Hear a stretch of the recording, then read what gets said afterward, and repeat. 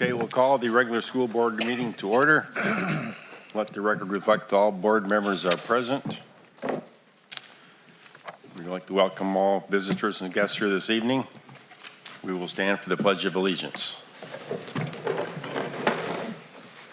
I pledge allegiance to the flag of the United States of America and to the republic for which it stands, one nation, under God, indivisible, with liberty and justice for all.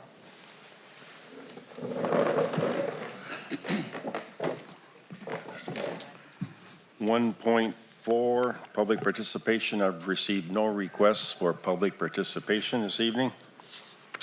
1.42 recognition of students, staff, and community. We'd like to say congratulations to Prairie Elementary staff for being named one of 6 schools in the state of Minnesota as a Minnesota School of Excellence. So congratulations to Prairie, and we'll be hearing from Heidi here shortly. So.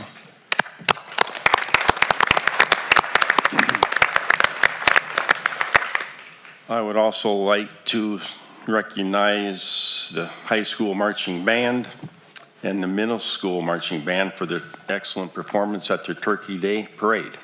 Had many good comments about how prestigious they look. So thank you very much.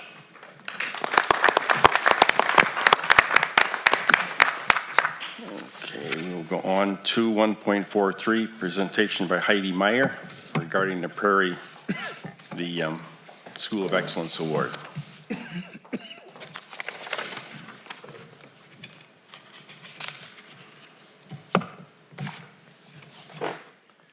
Good evening, and thank you so much for the opportunity to share with you all tonight. As many of you know, at the end of August, Prairie Elementary received the exciting news that we had been selected as a Minnesota School of Excellence. So I'm here tonight to share with you some details about the great honor, and also to let you know a little bit about the process that we went through at Prairie in order to receive this validation.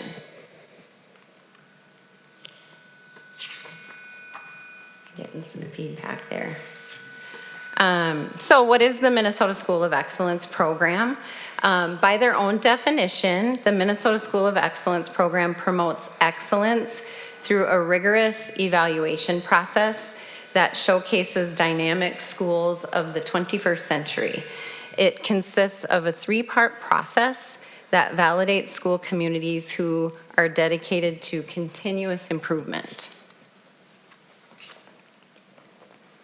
So the partnerships that are involved in School of Excellence include the Minnesota Department of Education, NAESP, which is the National Association of Elementary School Principals, and then also MESPA, which is the Minnesota Elementary School Principals Association.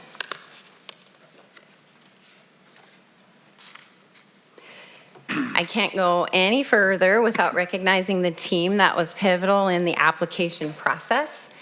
Along with Assistant Principal Carrie Jurdy and myself, the teachers on the screen were the 23-24 leadership team members.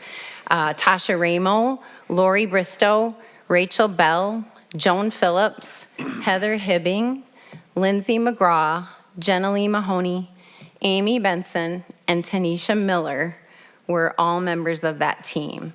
This crew was integral in gathering and analyzing data, including stakeholder surveys, in order to assess all of our strengths and determine our areas for focus and improvement. So this is a really dynamic and dedicated group. They represent all grade levels at Prairie Elementary, as well as special programs. And when any information is gathered and shared, this is the crew that really provides that feedback loop to ensure that good communication is happening every day. So right there, a truly amazing group of educators. Every year, our leadership team gathers together prior to a school year, and we conduct a comprehensive needs assessment. This informs our school improvement plan, which is basically our strategic plan every year. After reviewing the guidelines for applying to the School of Excellence program, it was clear that the SOE process would serve us well in our continuous improvement planning. So the 6 standards that are identified in the SOE process align perfectly with our own priorities. I threw the challenge out to this team and they readily accepted. Some of the main features of SOE that drew us to the program is how the program engages schools in purposeful conversations that lead to meaningful action, not just conversations. It doesn't just stall there. It ensures the learning of adults as well as students, so that focus of professional development. And it uses current research on effective schooling with the practical pieces, the on-site experiences of working with principals and staff. Any school that's led by an active level MESPA principal can apply and have the potential for that 7-year validation. And this year we were one of 6 schools to receive the honor. There are basically 3 parts to the process that we were able to follow. The first part, Part A in the application process, was completing that community self-study. So we used stakeholder surveys as well as other buckets of data to get that first self-study piece finished. The second part, we developed that plan to build on the strengths and address areas of need, and that was the narrative piece where the narratives were written and put into the plan. And then part 3 is kind of what happens now. We assess ongoing results while implementing the plan that we put in place. The Minnesota School of Excellence program assesses 6 standards for quality elementary school communities. So research shows that if these 6 standards that are listed here are evident in a school, best practices are being followed. So I'll tell you a little bit about each one. These standards were also the focus of the stakeholder surveys, as well as other data and feedback gathered. So number 1 is learning centered. We balance management and leadership roles to lead schools in ways that place the students and adult learning at the very center. Number 2 is diverse communities. We strive to set high expectations and standards for the academic, social, emotional, and physical development of all students in an environment that acknowledges, fosters, and celebrates our diversity. Number 3, 21st century learners. We know we need to demand content and instruction that ensures student achievement. Number 4 is quality instruction. We must create a culture of continuous learning for adults tied to student learning and other school goals. Number 5 is knowledge and data. We manage knowledge and data to inform decisions and measure the progress of student, adult, and school, overall school performance. And number 6 is community engagement.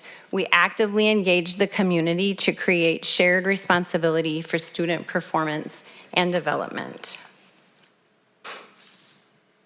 So one of our very first tasks was to brainstorm together all of the programs, the events, initiatives, specialties, any other details that collectively make us who we are as a school system.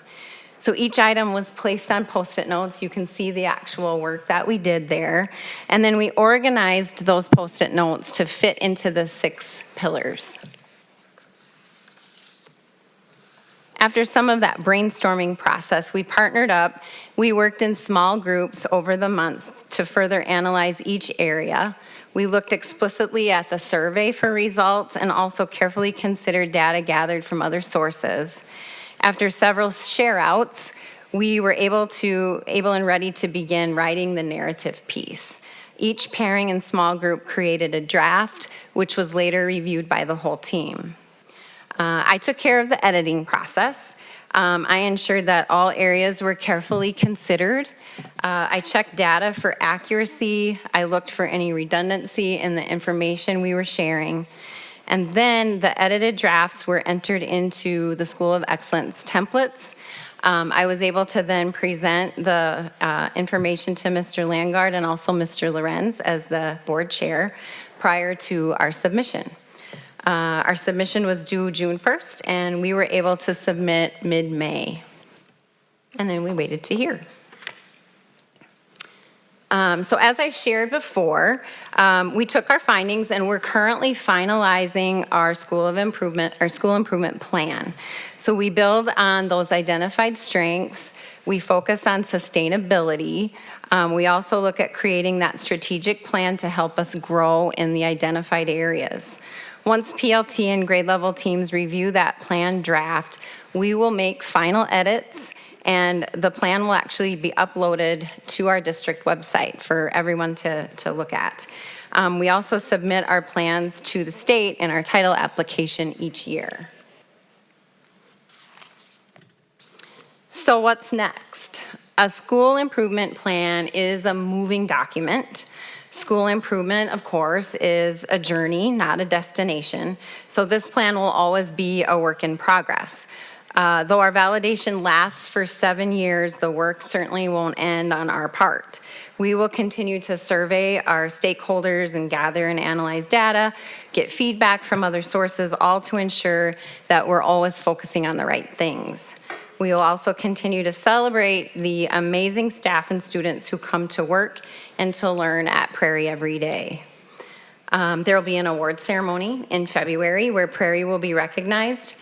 And there will also be a big celebration in the spring right at Prairie for all students and staff. MESPA leadership will come to Prairie at that time to celebrate with us. I get to attend a planning meeting via Zoom in early October, so I'm really excited to learn more about what that celebration will entail. But in the meantime, we're having a blast teaching our students what it means to be a school of excellence. It's been a really fun way to start the year. So with that, I'd like to thank the board and truly all of our stakeholders for their support and for celebrating with us. Thank you.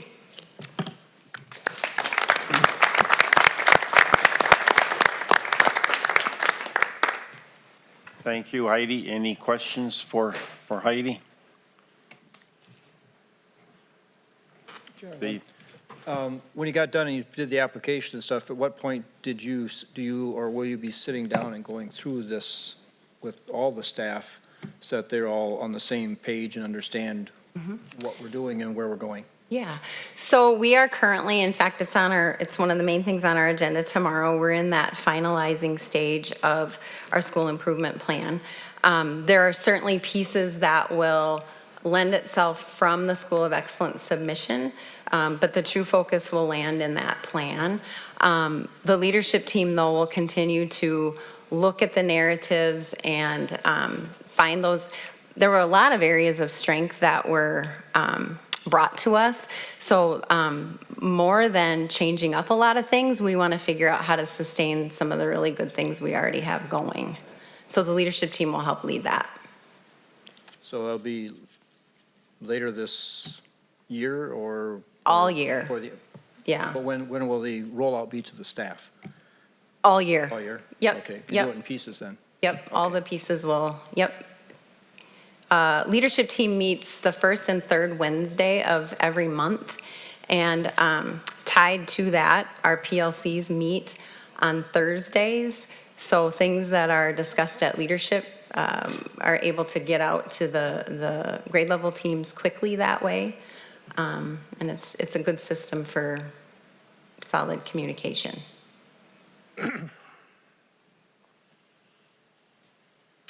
Any further questions? Thank you. Hearing none, thank you very much. Thanks.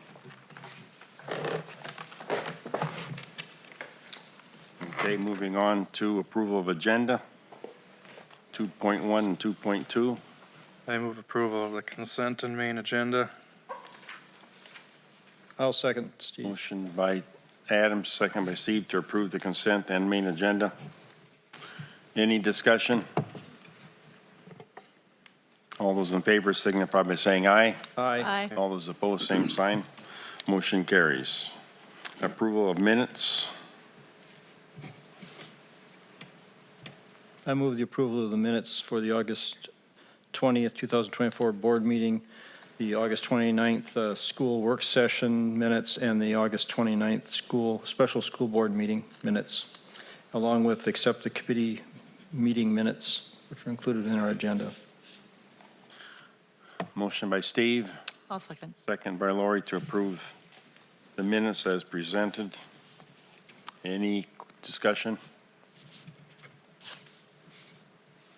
All those in favor signify by saying aye. Aye. All those opposed, same sign.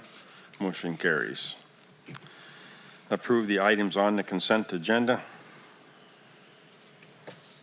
I move for approval of the items on the consent agenda. Second. Motion by Adam, second by Tom to approve the items listed on the consent agenda. Any discussion? All those in favor signify by saying aye. Aye. All those opposed, same sign. Motion carries. 5.1, monthly financial overview. Dave? Now, you should have the revenues and expenditures report through the end of August. So we're a couple months into the new school year.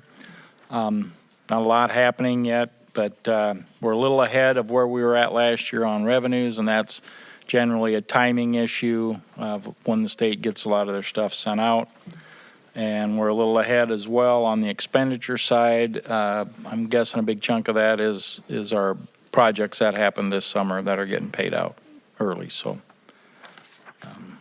not a lot of other activity going on. The school year started, and as far as we know, everybody's payroll's correct, and we're off and running. Okay. Thank you, Dave. Any questions for Dave? Has the audit process started? Or the Yes, audit- they've done the field work. We're still providing information for them, and we're still projecting probably in November that we'll get our audit report. Thank you. Okay, moving on to 5.2, approve second reading of policies that are listed. This is a second reading.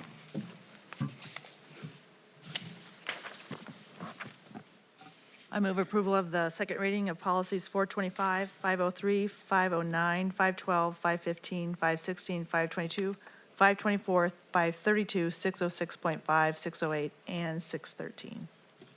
Okay, motion by Lori, Second. second by Aaron. Any discussion?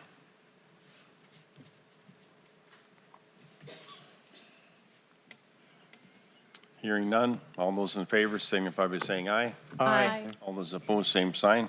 Motion carries. 5.3, approve hockey agreement.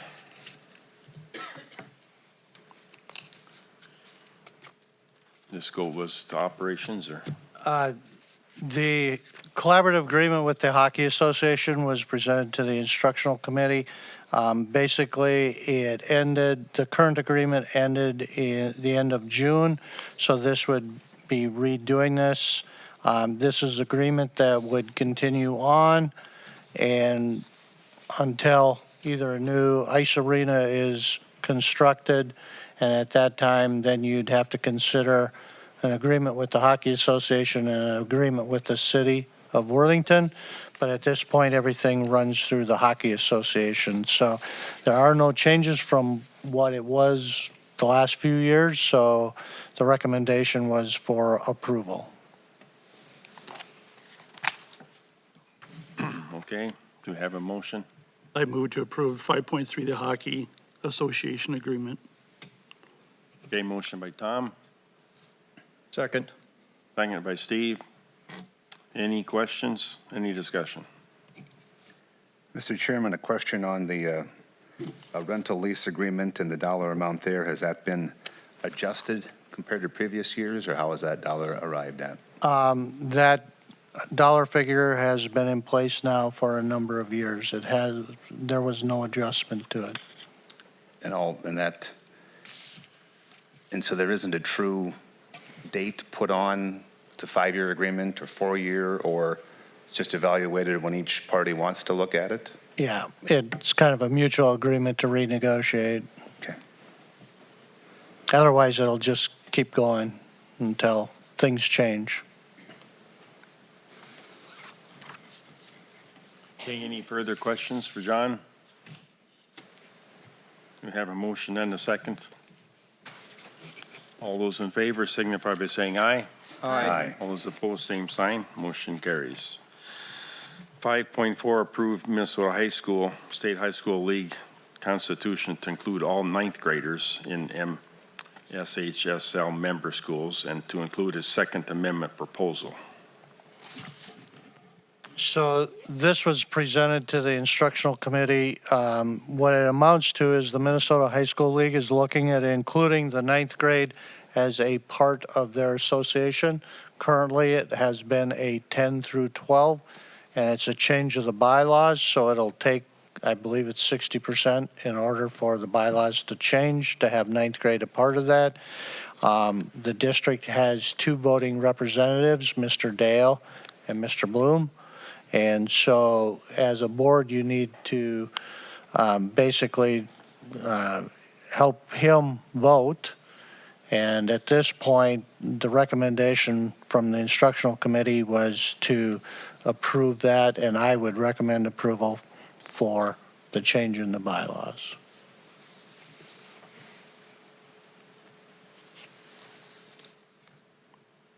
Okay, we need a motion. So moved. Lori, motion by Lori, Second. second by Aaron. Any discussion?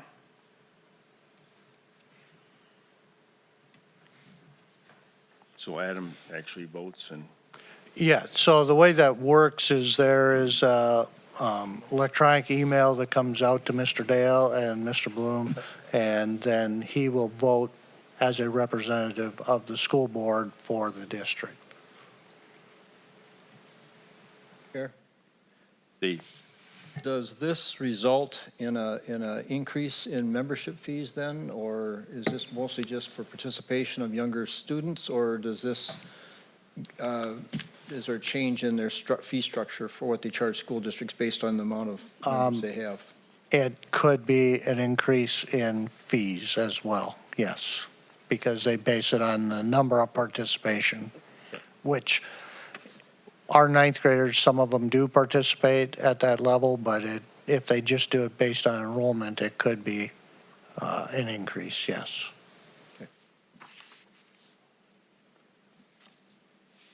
any further discussion? Is it to, so it'll raise more funds for them technically? Technically, yep. Yeah. Okay, any further discussion? All those in favor, signify by saying aye. Aye. Aye. All those opposed, same sign. Motion carries. 5.5, consideration of the proposed 2024 levy. So based on the proposed levy, at this point, you would be levying the max, not a number. When we met with the operations committee, the total percentage that it looks like it's changing and increasing at the last week's meeting was 7.61%. As of yesterday, a new sheet came out and adjustments were made. That's why you levy the max. And the percentage that is showing on the increase is 5.3%. So it went down. But I gotta find my one sheet here. I do want to bring up that is not on the levy sheet that I would propose you consider. And it's the levy costs for the service co-op facilities. A couple years ago, the legislature made it available for service co-ops to get $65 per student, and that's above what the district has authority of $212 per student, to utilize in addressing their facilities. So you have, as a board, made the determination to take that out of general fund the last few years and not least levy it. So currently, it's been in that mid 40 range, so 46, 47. Next year's proposed levy for the district would be almost 84,000. So it's gone up, and it's due to the addition of the new London Spicer site and the elimination of the Bellevue site and moving into the Marshall site is the two primary big drivers. When you figure out $84,000 is with salary and benefits, has a big impact on what I call personnel. So I would strongly encourage you to consider putting it on the levy sheets at this time versus paying it out of the general fund. Question, Mr. Chair? Steve? So the motion we make then would be to levy the max, or to levy the max and including the per student assessment from the Southwest West Central Service Co-op. It'd be two. Two I think you're different- doing two, Two, okay. Steve. One, to levy the max, and then two, to include the levy, the service co-op levy on that, because we would need to get that on here in the next month or so. I would make a motion that we set the levy at the max at this point. We'll have an opportunity to address it again later when we do, before we make our final decision in December. So that's not including the addition. That's just the, our levy, That's yes. just this. Then we have to have a second motion for the other one. If you're going to do that, I would encourage a separate motion, because you made a separate motion not to include it 2 years ago. So what's the reason that the increase dropped like 2 points? Pat told me, I got to think. Dave, do you? Long-term facility maintenance. With our newer buildings, the age of the buildings counts as part of the formula. We've got basically 2 new buildings going on, and then west, the age of west is going off, so it generates less funds. So they made that adjustment to our sheet, and it reduced us by a couple $100,000, I think. Then, Dave, wasn't our total debt service, that could also still change by $1 million with tax credits? Is that correct, by December? Didn't we talk about that? The 3.75 million. Very right column, maximum levy limitation under total debt service is 3.75 million, and I've got a note, and I remember us talking about it. Could be reduced by $1 million with tax credits. That's that ag school credit then Yeah. we're talking? Yeah. Yeah, Yes, Adam's right. Yep. I recall that too. okay. Yeah, because the other day in operations, we were looking at a 7.61% increase, so a nice deduction. And again, I want to remind you, there will be adjustments that could drive this up or bring it further down. There's some things that, it's like a moving target for the first month and a half.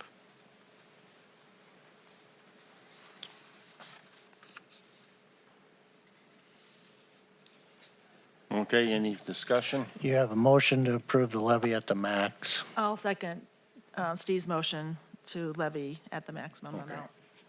Motion made and seconded. Any further discussion?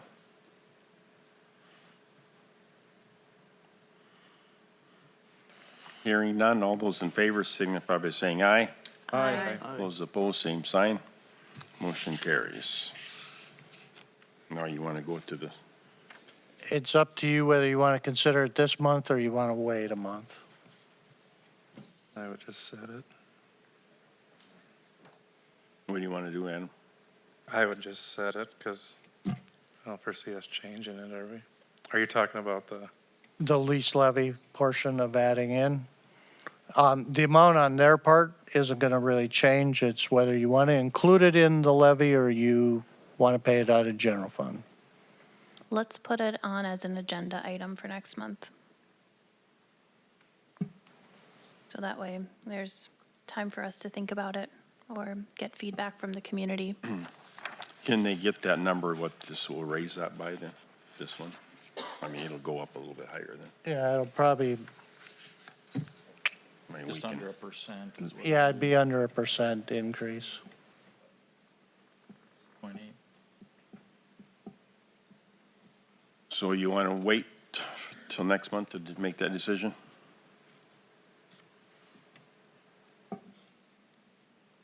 I'm okay with doing it now. We've had this discussion in the past too, and stuff that, it's an opportunity for us to, we can either take it out of general fund, which affects other programs we do within the school system, or we can levy it, which goes to a specific cause or program, which is the facilities for the Southwest West Central Service Co-op.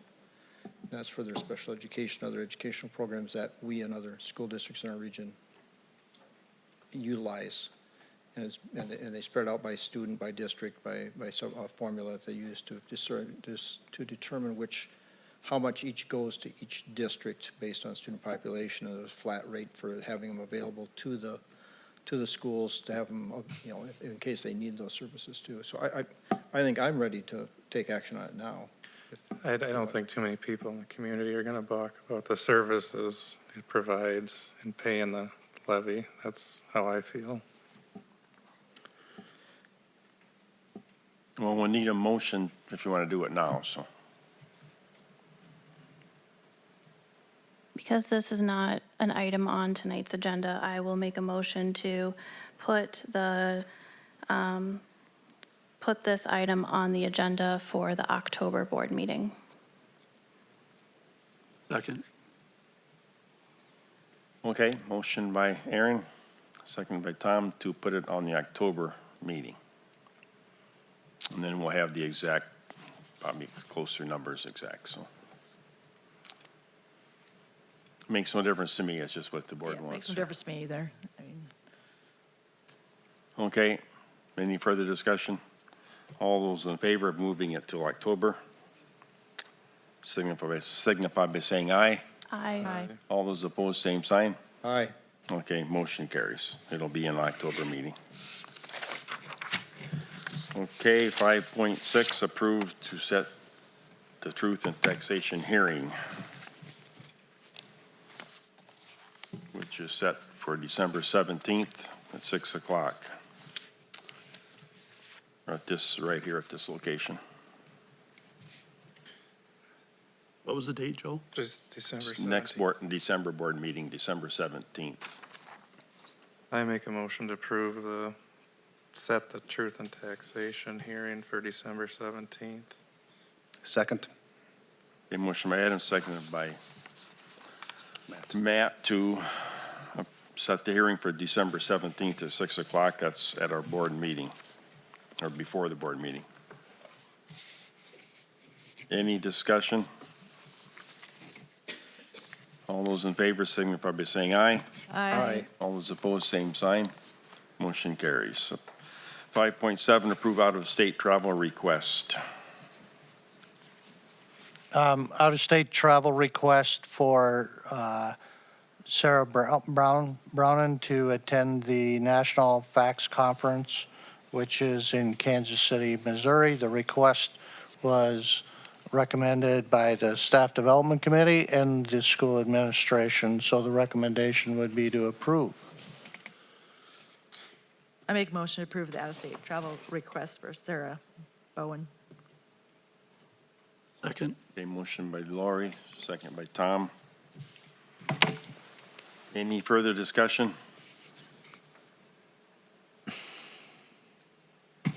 Is this something that we've known about for a while? Because I realize that this travel is this weekend, so I assume that they've already had to pay registration fees, make travel arrangements and things like that. The individual knows she's taking a chance, so Okay. not approval.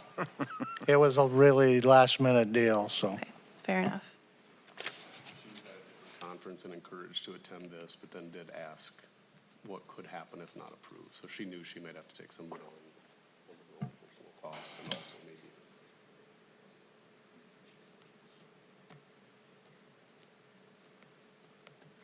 maybe. Okay, any further discussion? We have a motion and a second, correct? All those in favor signify by saying aye. Aye. All those opposed, same sign. Motion carries. 5.8, approved to declare surplus property. This was presented to the instructional committee, and it's high school language arts, 60 copies of A Raisin in the Sun, which is no longer in use. So the recommendation is declare it surplus. I so move. Okay, motion by Tom, Second? second by Adam, to declare 60 copies of A Raisin in the Sun. Anyone can step up and have them if they want to. Any discussion? All those in favor signify by saying aye. Aye. All those opposed, same sign. Motion carries. 5.9, approved to set assigned fund balance as of June 30th, 2024. So this was presented to the Operations Committee, and to set the assigned fund balance at $18,605,918.87, of which, of that amount, the assigned account would be 18.5 for future projects and 105,918.87, which is Cable 3 funds. So that is the recommendation. That would leave the unassigned fund balance at $13,581.33.58. So the recommendation was for approval. So moved. Motion by Aaron, Second. second by Steve, to set the assigned fund balances as presented. Any further discussion? Mr. Chairman, if Superintendent Langard could maybe explain a little bit the difference between the dollar amounts and the assigned and unassigned, and how they can be utilized in the district. So the unassigned can be utilized for any expenditure in the district. The assigned has the ability to be used for a lot of expenditures, but since you are designating it as future projects, that's kind of where it is going to be earmarked. Not to say that we can't move it back to the unassigned, but the plan would be to utilize it for future type projects. I think it's important too to note how these dollars were built. A lot of money in the two accounts. How did that transpire? So basically, that's managing the budget. So if we have a example, lesser amount of snow, it could be excess dollars that were part of the snow budget or snow removal budget. The biggest portion of it is driven by enrollment. And in our case, VIBE has generated a good share of that dollars. And then some of it is related to legislative action where we may have benefited, but that generally ends up in categorical areas. But that's how some of those dollars begin to increase. Biggest one is enrollment, though. And is it the assigned or unassigned that we have to keep a certain dollar amount in for Um, operations? Based on the policy that was established by the board, minimum fund balance is to be at 10% of the expenditure budget, which in this case would be about $7 million, roughly. Right, which is also 6 to 8 weeks of operation. Is that kind of, it's been always more, but that's the yeah. lowest it's ever been. The auditors would always recommend 6 to 8 weeks of operation as a minimum. 10% is slightly above that. It's about 10, probably 12 weeks. Yeah. In the past, we've always used kind of 10 weeks of operation as a guide,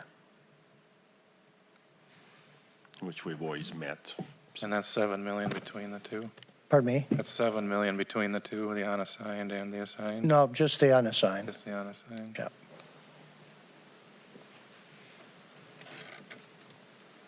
One question about the 105, that is for cable, that is for a specific cost? Those dollars are part of what was transferred from the city as the fund balance for Cable 3, and so that's why it's assigned to Cable 3. We now are fiscal hosts and supervisors of that program instead of the city. So that's why all the dollars flow through the city to us, and why we need to designate those dollars specifically for Cable 3. In the Operations Committee, we looked at both the assigned fund balance and the unassigned fund balance, and I believe with the assigned fund balance being a little over 18 million, the unassigned fund balance was still around 13 million. So you compare the 13 million to the, base level 7 million that we want to always maintain. Seems like we're in fairly good shape. Okay, any further discussion? We have a motion and a second. Any further discussion? All those in favor signify by saying aye. Aye. All those opposed, same sign. Motion carries. 5.10, approve a request for a medical leave of absence. We have a teacher that has requested this year as a leave of absence due to a family member needing care due to medical reasons, and so the recommendation is for approval. And we've approved these in the past, so. I move approval of the request for the medical leave of absence. Second. Motion by Lori, second by Matt to approve the medical leave request. Medical leave of absence for an employee. Any further discussion? Mr. Chairman, so is there going to be a permanent substitute for the rest of the year? Is it going to be, They actually hired a teacher for this year as a replacement. Yeah, it's part of the VIBE program. all right, Okay. Any further questions? All those in favor signify by saying aye. Aye. All those opposed, same sign. Motion carries. 5.11, approve media request procedures, practices, and guidance guide. So the media document has been gone through. We met with the local media folks, as well as the communications committee reviewed it and met. From when the operations committee met to where it is now, there was one change in there, and that's on the second page where right above the employee-related information, that paragraph was changed and made more factual. It didn't have some of that fluff in there, so I believe it was a really good change. Otherwise, all the recommendations that were there have been considered either adjustments or made here. I do want to highlight that this is not meant to hinder particularly our local media, because they work hard to cover our students and staff and want to make sure that they do that. This is not for what I'll call outside the school hours. Things don't change there for media to meet with, say, a football player or whoever. It's really during the school day, and it's trying to make sure we have a good handle on who's in the buildings, and we don't want to limit particularly the local media. It's not really changing their process much. It's really notification from them so that we can ensure we know who's in the buildings and what's going on. So at this point, recommendation is for approval.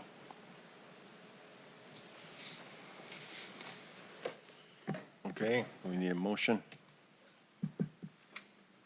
So move. Motion by Steve, Second. second by Adam. Any discussion? Mr. Chairman, few questions. It's listed as a guidance document. Help me understand how that is enforced, or the difference between that and an actual policy. The guidance and practices, we're trying to establish a routine so that we have some control, not only on who's in our buildings, but what's there, provide better security, and provide a process that the media utilizes when wanting to talk to a student or staff member during particularly our school day. That's really where we're wanting to do that. Oftentimes, you as board members don't realize the number of state or national media folks that call us on a regular basis, but it's also meant to address what I'll call those freelance media people who don't always want to follow the rules, so to speak. And that's really one of our biggest concerns at this point, is the freelance folks. So when the Washington Post calls, we'll send them a copy of this, or just be using this as we're discussing their interest? It'll be used as the conversation with them, and it may get sent to them depending on what their request is. Yeah. And in the rest of my time, I can honestly say the Washington Post will have a difficult time coming to this district.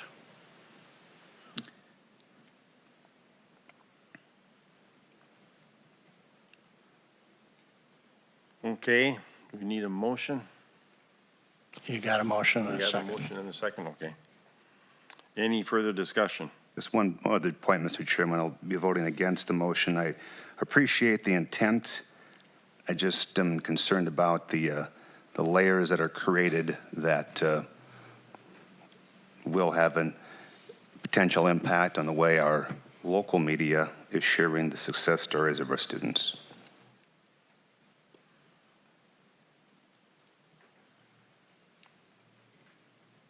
How so, Matt? What's that? How so?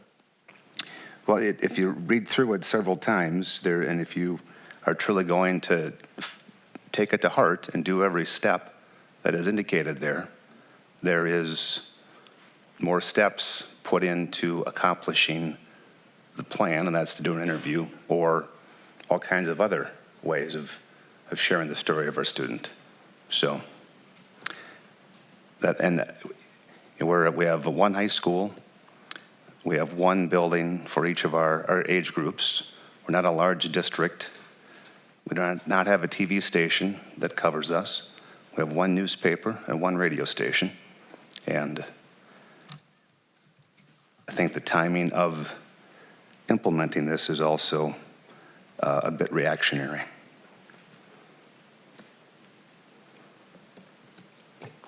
So what changes do you think could be made to make it easier? Well, I hate to say, it's too maybe reactionary to say that we were doing it was just fine, because I do understand that there are situations where we need to help our students be aware of the situations they're in, but I also think we should be spending more time helping our students understand the amount of self-induced media pressure they put on themselves every day with the social media posting that they're doing that is a lot more vulnerable to them than local media trying to share their message. Just my comments. Steve? I understand the value of our local media and what a great job they do in our community, not just with the school district, but as a community as a whole. But I also understand that there are a lot of other people out there that aren't necessarily looking out for the best interests of our community. And I think from our district standpoint, we got to be careful that we are consistent in how we're doing this, so we don't run into a problem with somebody coming in that we don't want to have problems with, and then they turn around and say, okay, where's your policy or what's your practice, and then we're treating somebody different from somebody else. So I think we need to have something here that we can work with as a guide, and we can fall back on if the need comes there, that we're trying to be consistent with everybody that comes in and makes requests. And as you said, it used to be pretty straightforward who your media was, And now, a lot of people are claiming they're in the media, but they don't print anything and they don't necessarily broadcast, but it's online. I can see it becoming more and more difficult for us to say, you can't come in, but you can, and having justification and things. So I don't know if there's anything more in here we could clean up. I think we've had the discussions with the media to some extent, saying what can we do a little bit differently to make it easier and do it, but still have something there for us to fall back on.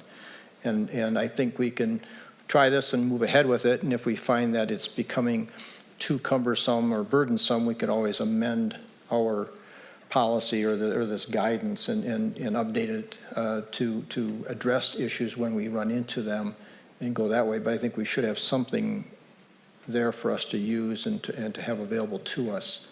So if something comes up and it's not working for our local media, I would more than be happy to, revisit and modify our guidance or policies to accommodate what we can do to make sure that they can do their job and do it well as they have in the past. So I think maybe we've had the back and forth with them, and it may not be perfect yet, but I would say let's vote on it and get it in place, and we can then adjust it and modify it as they bring up issues that are creating problems for them. Any further discussion? Do we have a current practice now in place? We have nothing in place right now. So this is trying to address at least the first step in the process. Any further discussion?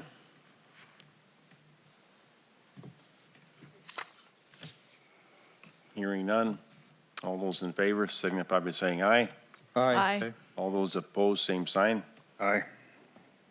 Got 2 noes. Okay, motion carries.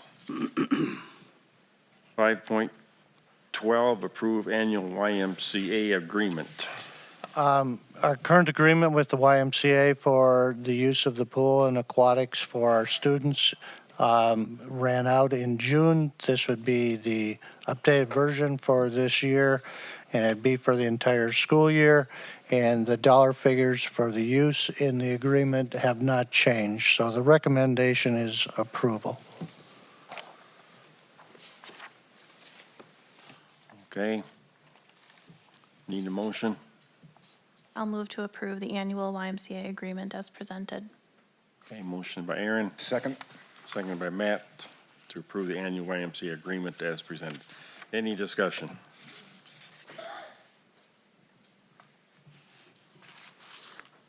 Hearing none, all those in favor signify by saying aye. Aye. Opposed, same sign. Motion carries. I guess that's all on the main agenda. We can go to reports. John? Just a couple quick items. One, the strategic master plan. As you begin moving forward and addressing transition things and structural things, I would like you, and I can resend it if you'd like, but I'd like to make sure you keep that in your minds as you're moving forward. One, we need to keep students first.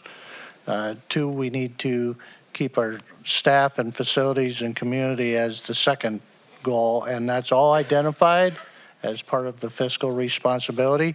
So please, if you haven't looked at it or you need another copy as you begin to plan and move forward, please make sure you keep that in your mind.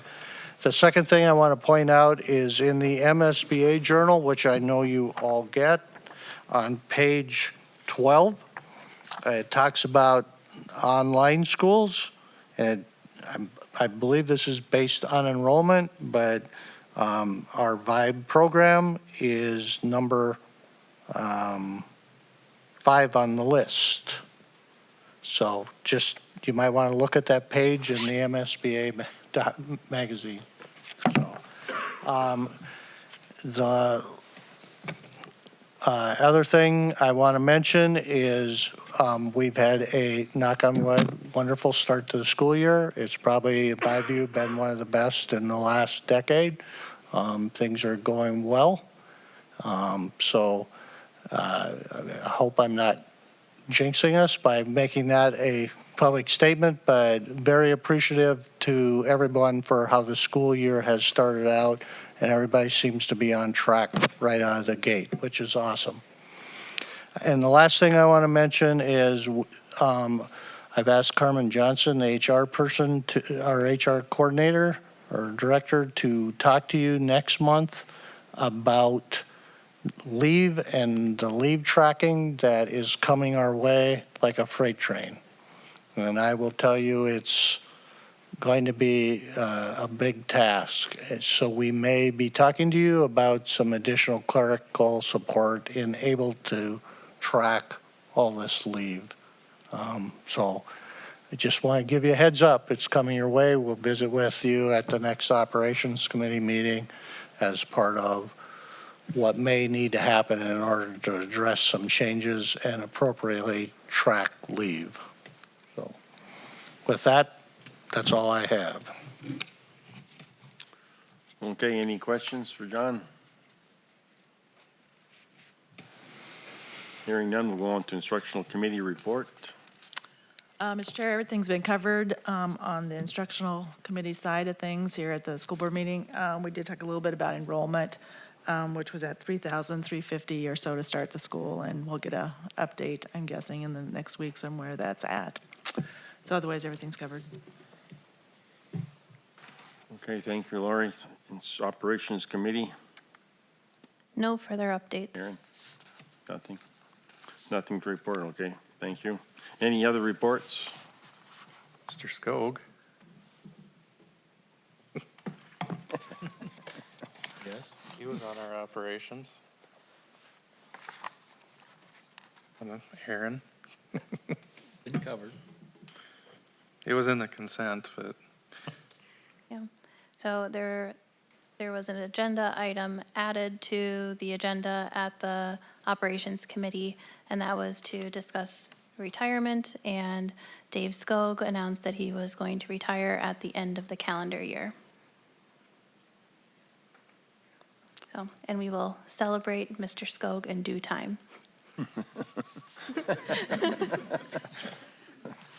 Okay. Got a few months to go yet, Dave, so. Okay, any further, you're done with your report? Yep. Thanks, Adam. Okay. Any other reports? Okay, other business, mediation scheduled for October 2nd. Custodians, and for October 3rd for the paraprofessionals at 9 a.m. in the district office. Is that attended by any board members, or is that? That's up to you. The operations committee who's in charge of that is more than welcome to be a part of that. Otherwise, Mr. Skog, Mr. Noble, and myself will address that.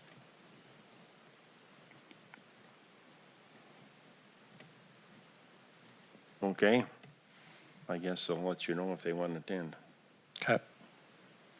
Are both meetings at 9 a.m. on those 2 days?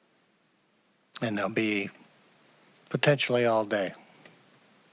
So you would need to free up your entire day, just in case.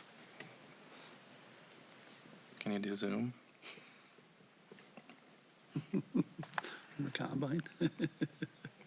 Okay, that's up to the members of the operation if they want to attend or not, but. Any further business? Hearing none, we'll call this adjourned.